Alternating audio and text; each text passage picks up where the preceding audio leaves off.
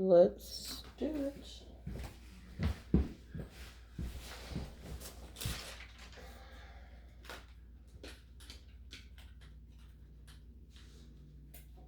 All right. Well, let's hope this works. Okay, so welcome. If you are watching us, I'm Cindy and this is Lisa. I'm Lisa. And we are Mothers with a Message. There is normally another person in between us, but because this is retake 2, we are without our Miss Lovely Elgina. Our sister wears many hats in the community, and she is very booked this week, so she couldn't come to the redo. And she is a master beautician, so she's out doing hair. Shout out to Elgina. Woo. Oh, there's a little song. Well, so today's session is about first. Like the first day it happened, the first week, the first month, the first that trigger our grief. So I know we all, right after our children were murdered, we all had those first. That first moment impacts a lot of our grief. That phone call, like, it gave me PTSD from not answering my phone because I woke up, never take a nap during the day. I never call into work. I decided to call in that day. Maybe our higher power thought I needed to rest. I woke up to 27 missed phone calls. Wow. 27 missed phone calls, and I never take a nap, and I'm usually right there on the phone when it rings, even in the sleep. That affected me greatly. So. Yeah. I know we all go through the first anniversaries, the first holidays, the first birthday without them. I'm on year 5 and you're on year 4. I'm almost 4. Yeah, so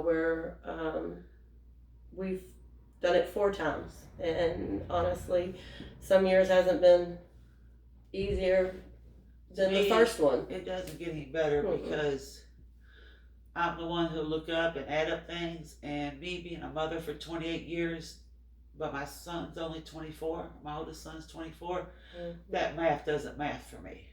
I get to celebrate being a mother, but I can't celebrate my baby's birthday anymore. Everything stopped at 24. Oh.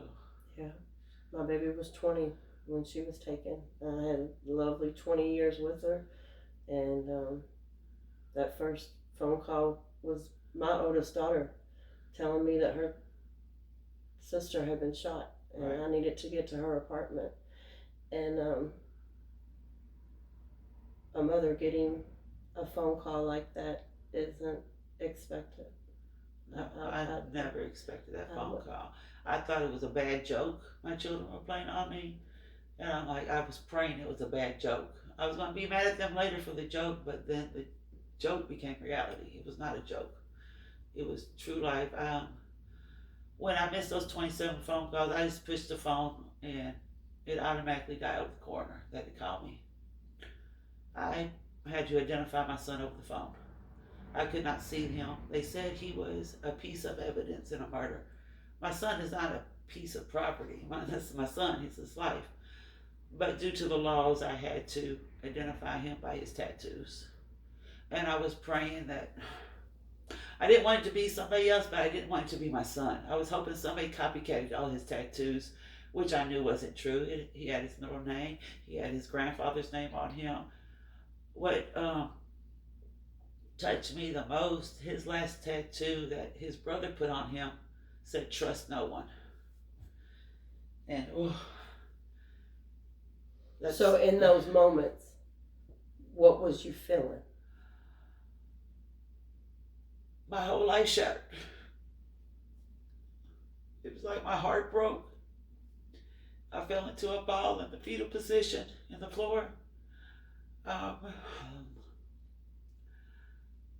I felt like I had to call my mom, and I noticed that first year, I didn't call my mom. I called her mommy. I went back to a childlike state where I needed my mother. my mother has not been through a murder, but my brother died in a car accident. So she Lost a child. Lost a child, and she knew how I felt. And my mom's been dealing with this for 27 years. So mom's 27 years old. Even with her in the 27th year, she still has triggers. She'll tell me, you never get over it. You learn to live with it differently, but you will have your days that'll bring you back to day one. My mom said her first year, she was just couldn't believe it. And relating to me, I felt like I was just in a fog. I wasn't living, I was just functioning. I forgot to eat. In the first 3 months, I lost over 80 pounds. How much of the first year do you remember? I remember some, but none. No.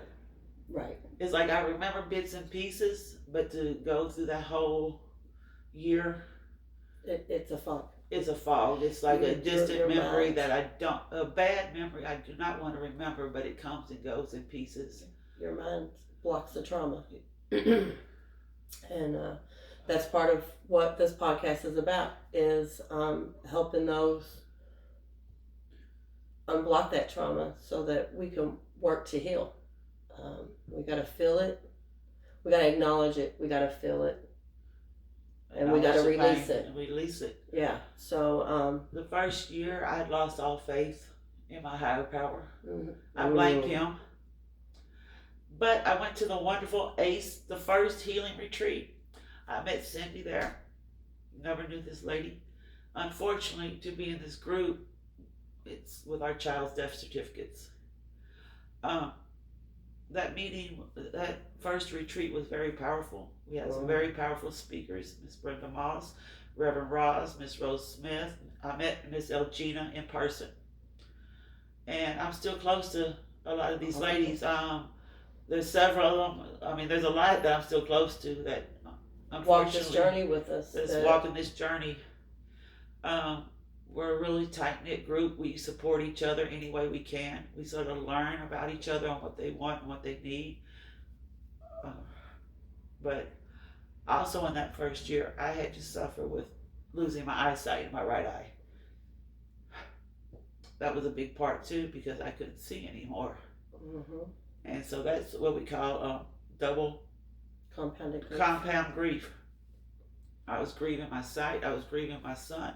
I was grieving that I lost faith.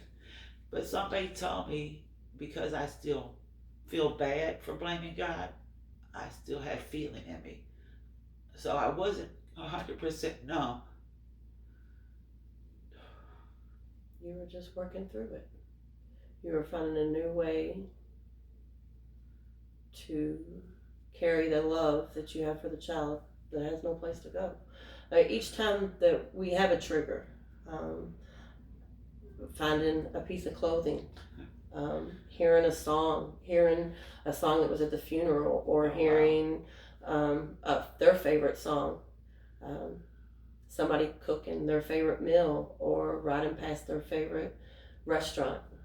Those were all first triggers. I still, to this day, can't eat Cane's because that was her favorite chicken place. I gag. I don't even really like chicken anymore, and it was her favorite meat. That's the same with me. My son loved chicken Alfredo, and to this day, I cannot eat it. It makes me physically throw up. Yeah. For the first 2.5 years, I didn't cook anymore.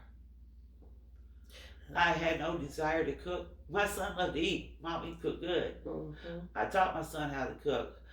It was a bonding thing we had together, and I did not cook anything for the first 2.5 years. Yeah, our life stops. We have to readjust and learn how to move forward with the hurt and the pain. I know I still had little kids, not little kids, but I still had high school and middle school students at my house that I had to be a mother to. My husband caught COVID because when my daughter was murdered, COVID had come out. and my husband almost lost his life and became disabled. So I became a caretaker, on top of being his wife.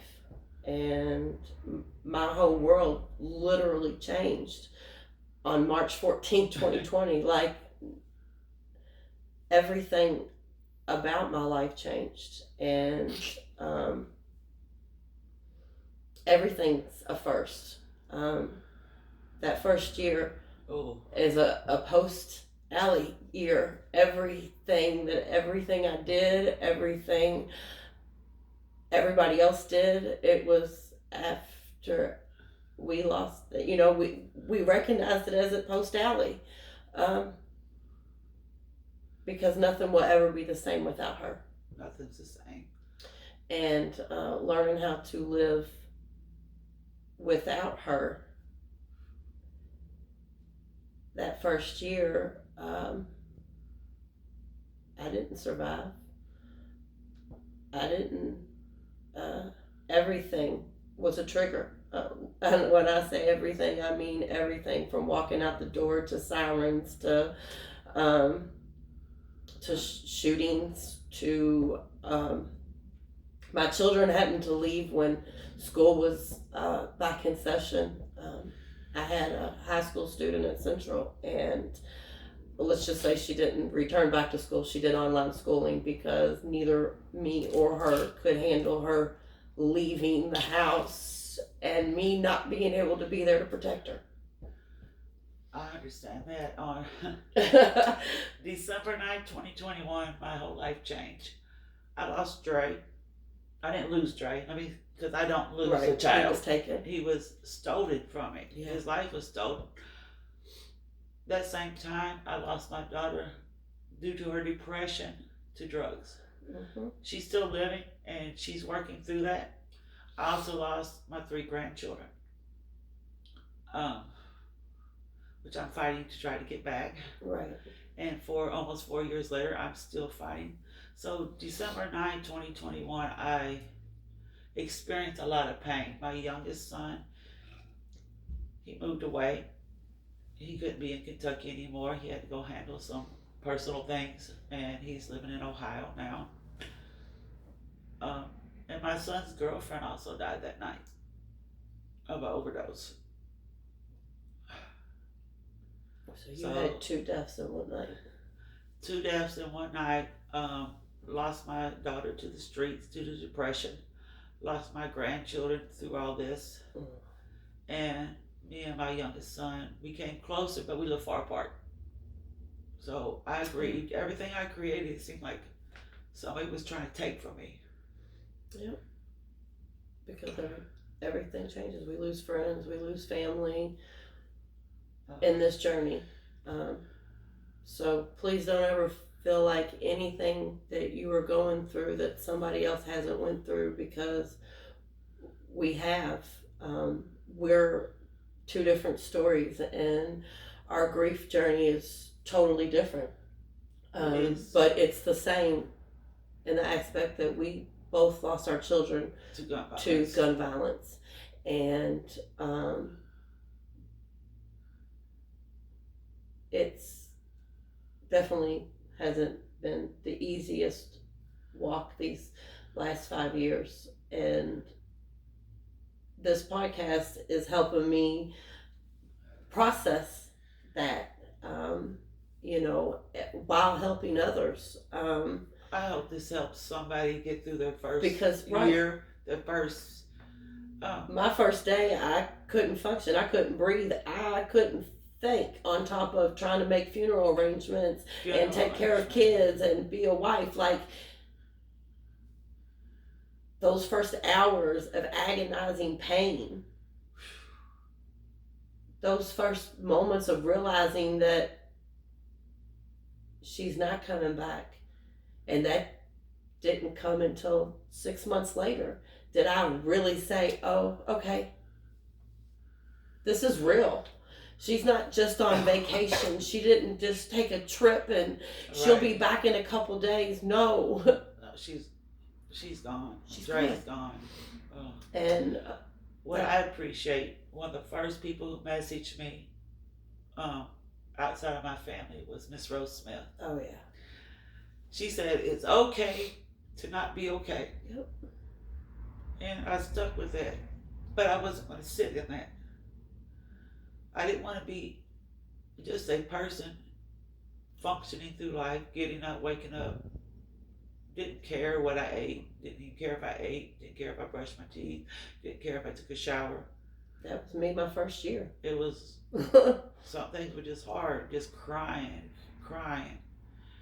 But then with the tears, I learned when you love somebody, you grieve hard. And I love my son so much. He was my sunshine. My sunshine. He could light up a room with his smile. Oh.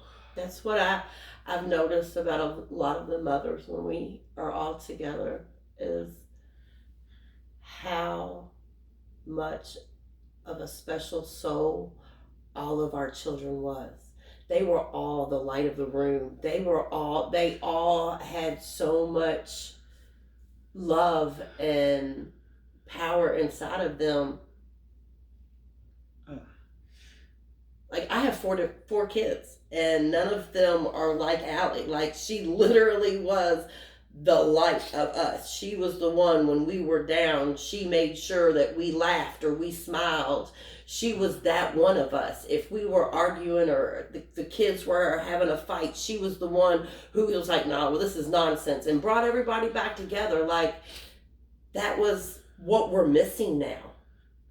You know, my son he would see me upset about something. Come on, Mom, it's gonna be okay. He'd laugh. He'd say something silly, and then I'd get in a better mood, and we'd go on about our day. Like, I miss Dre.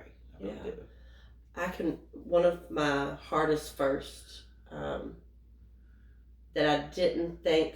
This is a first that you're going through your journey, and it's not one that you will think that will happen. We know we're gonna have the first day, the first month, the first anniversary. We're gonna have that first birthday. Those are things that we know are gonna happen because we are continuing to live. We are continuing to be parents to our other children. We are, there's activities that are gonna happen. Like my daughter Brooklyn, who is the baby of the family. She was 15 when Allie was murdered. She was murdered 3 weeks before she actually turned 16 years old. And we had a whole birthday party planned. Like Allie had a whole surprise birthday party planned for her. That couldn't happen because one, COVID, but two, she wasn't there to continue on. I didn't know anything about it. I didn't find out about it until people were calling me, asking me if we were still doing something for Brooklyn because I had spoke to Allie. Wow. Those are activities that are now that we wouldn't have with her anymore because she's not here. Brooklyn is now 20, the age of Allie, and she's giving birth. She has a baby inside of her, so. Like, this is a big moment for Allie because she's made it past her sister's age. Like, who would have thought, you know what I'm saying, that the baby sister would be older than her older sister. And, that's my son, my youngest son. He turned 25 on May 9th. And he called me, he's like, Mama. I was like, what, baby? He's like, make this make sense. Dre was only 24. And I'm 25 now. Yeah. How am I older than my big brother? Yeah. That's a big one for our children, for their siblings to have to go through. That is a huge milestone. Like, they've reached the age of their sibling who will not age any further. And do they question, is something going to happen to me? I know that my children have. My children, they hated, both my daughter and my son hated when they turned 24. Yeah. Because that was the year how old Dre was when he was murdered. They kept wanting to hurry it up, and I'm like, no, don't push time, because time's short now. Yeah. He's like, no, I hate being 24. But when my son turned 25, he's like, is this what survivor's guilt is? Because my son, when he's like, I should have been there with my brother. And I'm like, it wasn't meant for you to be there, because I could be talking about two of my sons gone to gun violence. Or it could have been one of them died and one of them's in jail for, I'm one of the, if you want to call me lucky or blessed, my son's murder got caught the day he was murdered. I've been to court. He got sentenced. And I've been through 2 parole hearings Already. and with Cindy sitting here, she's just now going through the pre-trials. LG and our sister, who's normally with us, nothing. Miss Rose is a cold case, which she's working and passed laws to get people working on cold cases. So Elgina tells me all the time she's living through me to go to court. And I felt bad at first because my son's murder was caught. My son's murder is in jail, and you know, you're still going through court. But from my experience, I tell my sisters what I went through, so maybe it'll help them get through court. That's right. Because looking your son's murder in the face, and they have no regret, they have no regret, no remorse. They don't care. No emotions about it. And the only thing I did research when my son died, the only thing in the Bible it said was when Jesus died, Mary, his mother, felt like a sword cut through her heart. I didn't really feel that until the first time I saw my son's murderer walking in the room to sit across a table from me with lawyers and everything. I felt like seeing him, it pierced my heart. And just to see how disrespectful he was to me, the court system, his own attorney, it was a lot to sit there. I had to ask the prosecutor, because we was doing a little hearing. It wasn't in a court setting. I had to ask him to not bring him back in that room. Yeah. I wanted to do something, but no. At the end, I've got my faith back for that court date, so I know God has the final vengeance on him. But that was a hard I have been going through pre-trial for 4 years, so let's just sit and think. Every 6 weeks, for 4 years, I have looked at this boy. There's 2 men who are being indicted for my daughter's murder. One of them we've been in pre-trial and doing stuff for the last 4 years. The other one, just recently, all of this started because he is a federal convict. And the feds had him, and they had to take care of that case before we could get a hold of him, which has put our trial and on the back burner. And but I have had to sit and look at him, and him ask for HIP, for him to get it, for him to be able to be released to watch his daughter be born. Now, I love life, I love children, but that's not fair. He took my child.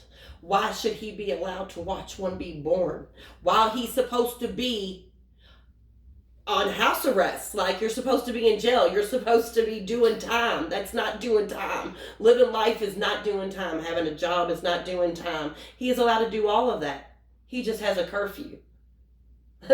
Anyways, that's a whole nother subject on a whole nother day. Right. Let's get back to the first. I wanted to, this is another one for me.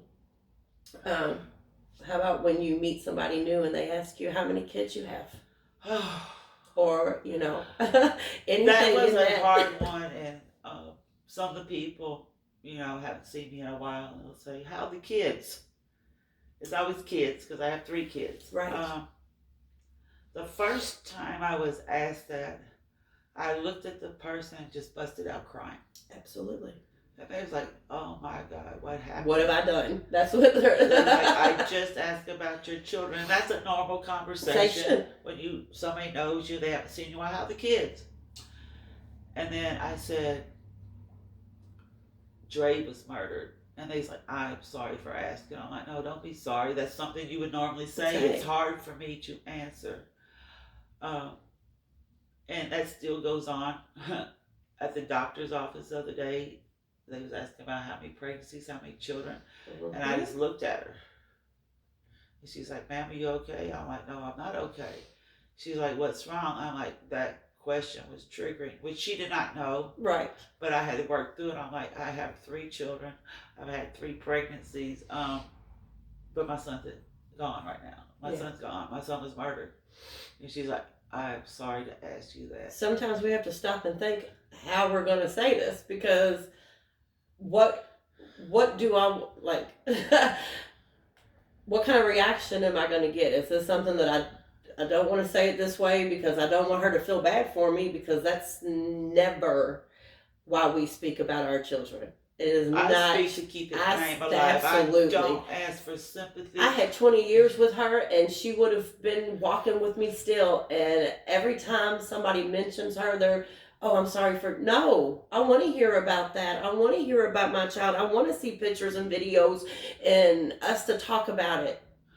I had that problem with one of the first. People kept inviting me places, and I didn't want to go. So it was one of my friend's birthday. They was like, we're having a birthday party. I'm like, okay, Lisa, if Dre was here, you would go. I have to keep living. Like, Dre's dead, but I have to keep living, which is hard to say those words out Right. loud. So when I pulled up to the birthday party, I was like, okay, it's all about the birthday girl. You know, I never think any of this is about me, but I make sure I'm mentally prepared going in there. Well, the pre-thinking just blew everything when I walked in and people started whispering, she's here, she's at a party. And I was like, oh, wow. I didn't feel comfortable then anymore because And you were already nervous. I was already nervous. And I know these people. These are my friends, you know, people I Right. always went to her birthday party. It wasn't the birthday girl, it was the other friends and stuff. Right. So what I did was I went to the birthday girl and just took a shot with her and said happy birthday, and I left. My second time experiencing that, somebody said, wow, I didn't think you'd be here since Dre died. I didn't really think you would do anything. I'm like, well, it offended me. I'm like, I'm still Lisa. I still have to live. Dre would be here. So why wouldn't I? Why wouldn't I? And I still have to go on, which took me a while to realize I still have to live my life and do things, which is still hard for me to do. And we don't. Everybody's grief is different. We don't know how another would takes grief. You know, as we walk this journey, we've seen, we've all grieved differently. We all have a totally different journey that we've been on, all three of us that normally sit here, Miss Elgina. Right. You know, I mean, her son AJ was taken at 18. Yeah, mine was 20 years. And mine was 24. So Elgina has 10 years in as being a grieving mother. And Cindy's almost 5, and I'm almost 4. Yeah. Oh, you're 5. I'm over 5. You're over 5. Yeah, we're 5.5 years in, and still no justice. No, and there will never be justice. And I say that sometimes just saying it, but in all actuality, in my heart, I just want accountability. I need somebody to take accountability for their actions. And what I've learned from my son's murderer being prosecuted and put in jail, you might not never get that accountability. They will never. Well, mine never said I apologize. Yeah, I and would never expect that either. I might not accept it, and I might, but he's never once in the 3 and almost 4 years said I apologize. Mm-hmm. He hasn't acknowledged what he did, so that expectation was not there for me. I wanted it. I would still love to hear it. Would it bring Dre back? No. Would it make me feel better? Maybe a little bit. Mm-hmm. One of my first things too, Cindy, I never experienced the feeling of hate. Mm-hmm. Like everybody says, I hate you, I can't stand you. But that's just words. Those are just words. But when you feel that I had hate towards this person because he stole my son's whole beautiful life. Like, my son doesn't get to be a father. My son was a great uncle. My son, he doesn't get to experience certain things. Celebrating his birthday last month, you know, we don't do that. But to actually feel and experience the emotion of hate, that was overwhelming for me. Like, wow, I actually hate somebody. And I hated that I felt the feelings hate. Mm-hmm. And I'm working on that. getting hate out of me. Okay, because boy, it bubbles over. Right. And you don't really, we try to take control of it because we don't want to live like that. I mean, honestly, this is my first year of wanting to heal and wanting to get rid of that hate and wanting to grieve differently than what I was in the past. Um, but I will say the ACE healing and our meetings oh, every Monday, every 2 weeks. Look, I give to Miss Rose. Woo. man, Thank you, Miss Rose, okay, for all those creating this openings. safe, brave space that we can express our emotions. And most If of you are them, grieving anything, your child does not have to be taken from gun violence in order to come be a part it of could be our group. suicide, Any it could be any fentanyl type of poisoning, any type of grief. any type, you know, grief isn't just losing somebody. You know, we all go through loss of things that also cause grief, and we are about healing any type of grief. What I love about the ACE Project Healing, we learn what not to do Mm-hmm. because we learn, like y'all saw my tears. Cindy didn't grab the tissues and shove them in my face. You let them flow. Because you have to let it out, and then if she did that, it's more like she has a problem with me crying, is how I interpret it. And so sometimes stopping that process. Let me express myself, let me let these tears out. And then in our healing space, we ask, do you want a hug? Do you want to be touched? That's what I love about this group, that they ask. They don't just automatically, here's tissues, don't cry. No, if I need to cry, I have a safe place to cry.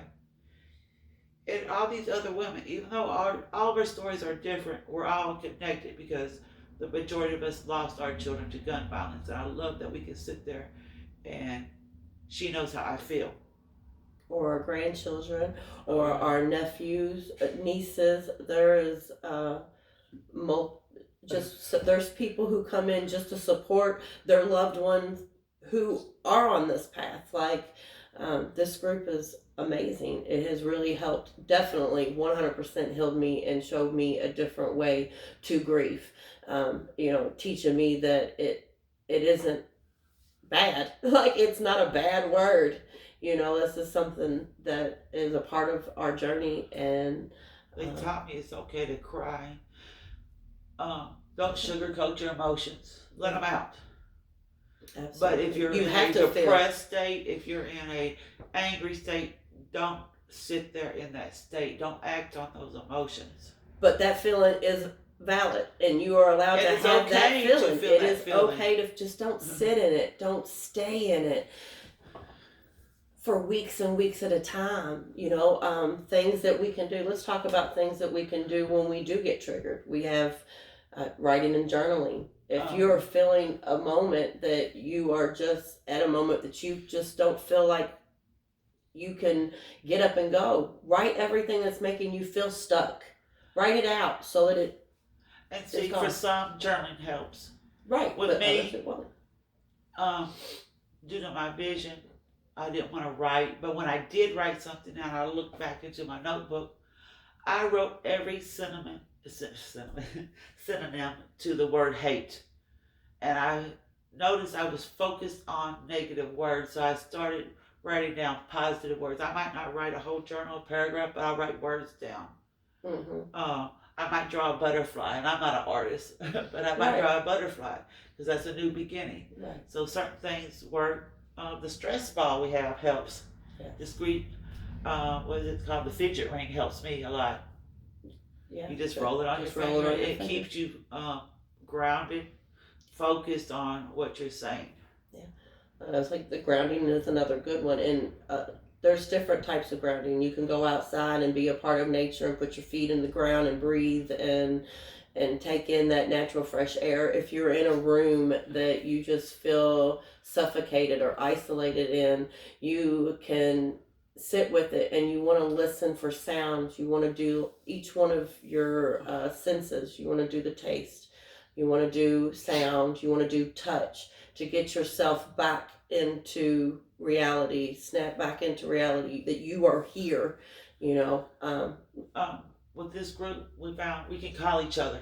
Oh yeah, having that community. The other day, my YouTube just started playing every song that was played at my son's funeral. I don't know what I hit, and I was just sitting there, and I was getting more emotional. I had to call Cindy to get me out of that state. She's like, "Well, stop listening to it." It was just hard to turn it off because somehow it just came on. Right. But then we talked, and she helped me through that moment.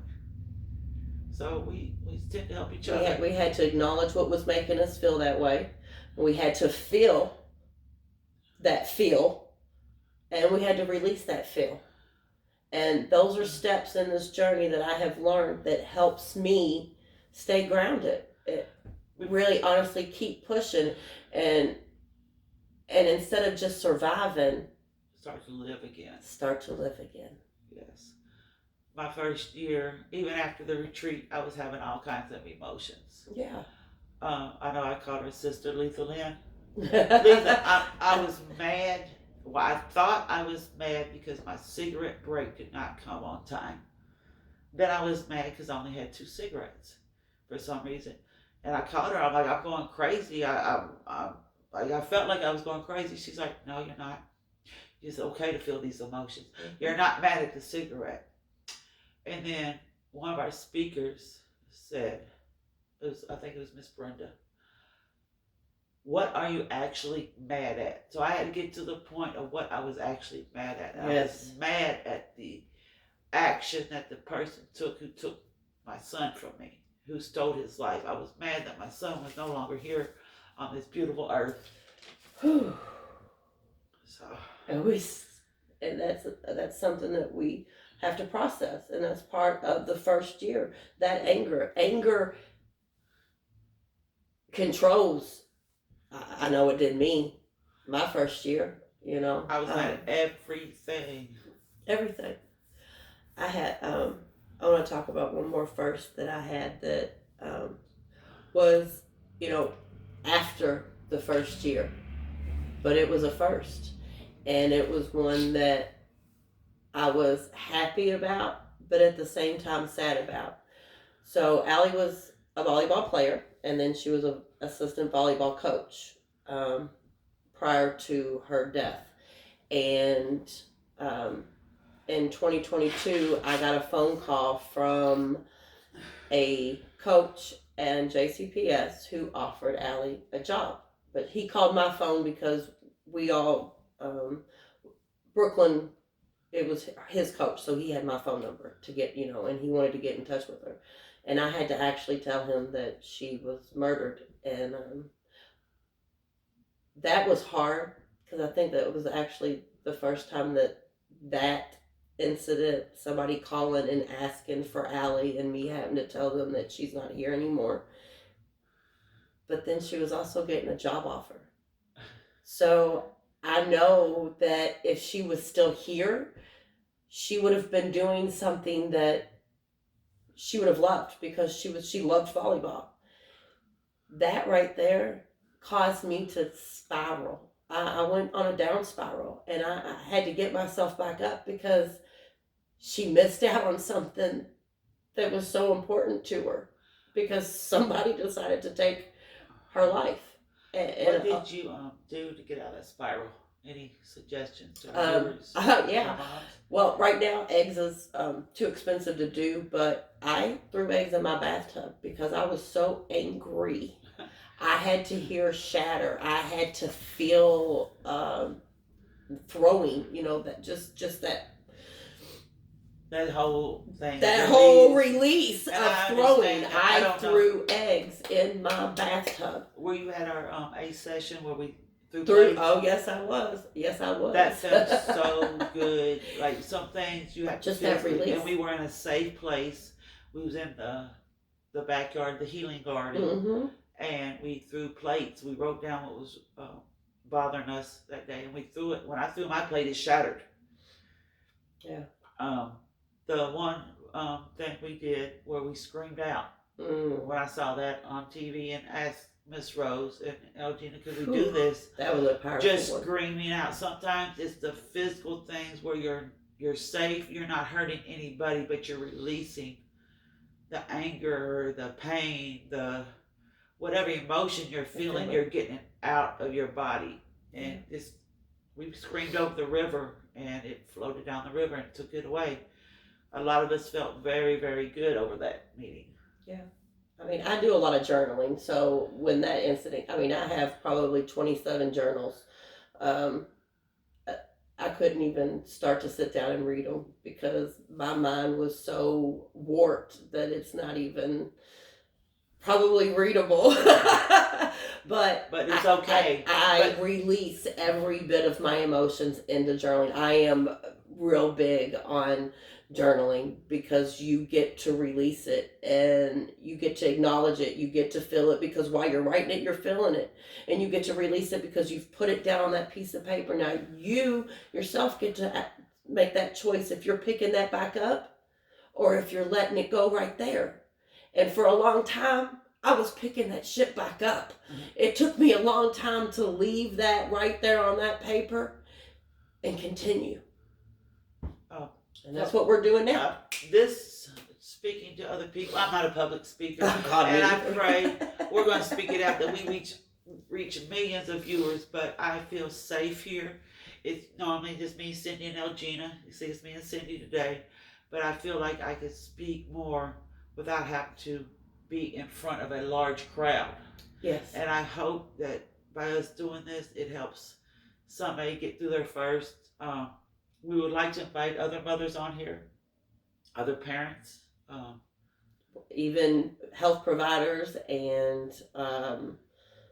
community activists, community members, or people who sit in chairs in our community. Because it takes a village to raise a child, but it takes a whole village to help a mother learn to heal, learn to go through the process. Absolutely. So before we go, we are at about 45 minutes, so we want to make this, go ahead and start wrapping this up. We always take a moment of silence for those who we have lost, those birthdays that are coming around. The angelversaries. And the angelversaries. Just a moment of silence too. And then of course today's 911, and I know that was my first traumatic experience, a worldwide experience that I still to this day can remember where I was, right, what I was doing. I was pregnant with my son, so like it. Very emotional. So very, very emotional and today. Plus there was another school shooting out in Denver. We want to send prayers out to them. Yes, and of course we had here in Louisville, Kentucky. We just did our fourth show on a Monday, and it's Thursday now, and Cindy has our numbers, which unfortunately has increased. Yeah, so on Monday our numbers were 4. There was a totally difference on our first recording session of this. So today we are at 82 homicides, 189 non-fatal. That means that somebody was shot or hurt. People were affected, period. But we have the shot spotters in Louisville, and they are at 3,720. And 4 days ago, there has been 4 more people killed. There has been 4 more incidents of somebody being affected and 40 more shot spotter alerts, all in 4 days. So let's go ahead and take our moment of silence.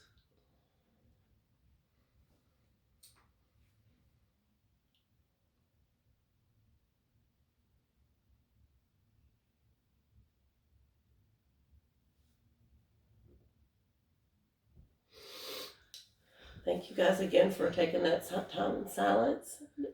We want to do our final. Well, I'm Lisa. I'm Dre's mom, and I want everybody to do right every day and honor my son. And so I always say, live, laugh, and love. The last 4 sessions, but this last session, I had said something different that didn't get recorded, and I have to repeat it again because to me it is very powerful. Start where you are, use what you have, do what you can, and it will be enough. And that is by the great Theodore Roosevelt. I can't take credit for that one, but we're going to speak and for Miss Elgina. Elgina. She always says, I love you for free, and there's nothing you can do about it. And she lives for purpose. With a purpose. She lives with a purpose for a purpose. So thank you guys again for Tuning in. taking your time and listening to us. We do hope that today we did help somebody in their journey, and please share and like and love. And we will see you next week with a new topic. Thank you.